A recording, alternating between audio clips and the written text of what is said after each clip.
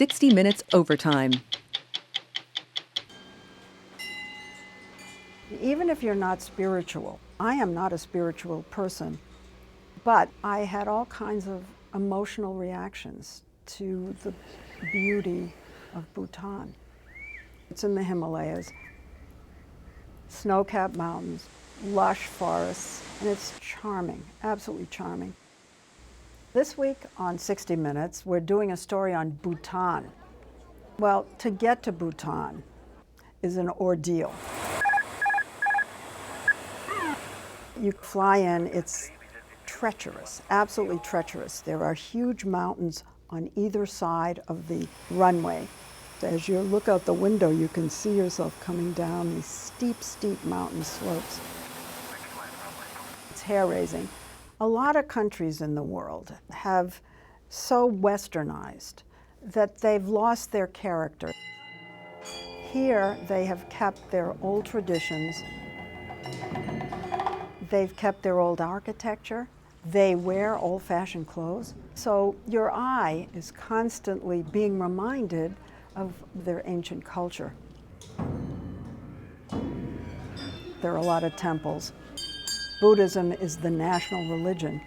But what I saw that I'd never seen before are these very large prayer wheels that people spin. And they have prayers inside the wheels. So how many prayers do you think would be inside one of these? Oh, there'll be millions. Millions? Millions of words. In each one? Yes, yes. Our guide was Dr. Lotay Sering, a former prime minister. So it can be for longevity in life, it can be for warding out evils in life. We say our prayers, we turn it clockwise, and I always make a wish. Whatever reasons why 60 Minutes is running this project, let it come to fruition. That's my prayer, wish for the day. So yes, these are very significant in our lives. We went to a ceremony, a festival really. It's an annual event. It's not put on for tourists, it's for the local people. And I was told by the Prime Minister, who was sitting next to me, that the dancers practice these dances to get them absolutely precisely correct. So this particular ceremony in Thimphu has been going on uninterrupted every year for more than 400 years. Wow. And these mass dances are to celebrate our female deities that are protecting us, all of us in Bhutan.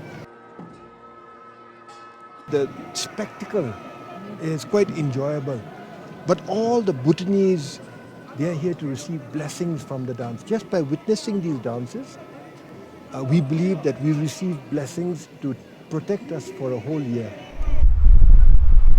Well, the national sport is archery. The most surprising thing about this is they shoot an arrow a full football field and a half away to the target.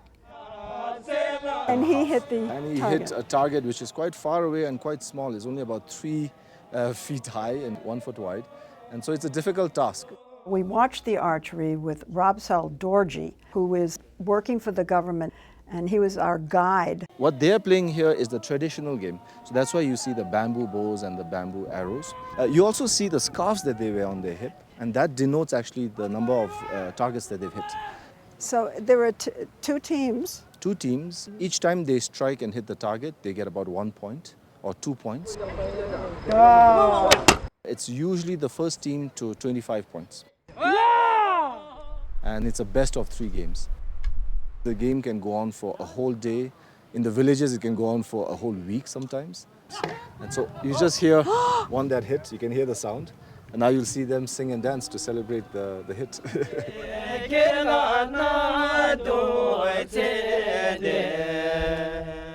For a very long time, Bhutan was determined to remain a sort of an enclosed enclave. But they have been unable to keep technology out. Kids have cell phones, and a lot of young people are being lured away, and it's become a problem. So the plan that the king came up with is to build a whole new city as a way to say to young people, help us build the city and then help us run the city. When there is a real reason to do things differently, right? The king hired a Danish architect, Bjarke Ingels. Ingels showed us his renderings to build a very special dam for their hydroelectric power. And in the middle of the dam is a temple. The king's concept is that there will be a modern city, but it'll be Bhutanese. Buddhism will be at the heart of it. Clean air, clean water, and make it a very, very modern place that maintains the old spirit. You have to hope that this little country can succeed in holding on to its character, its spirituality.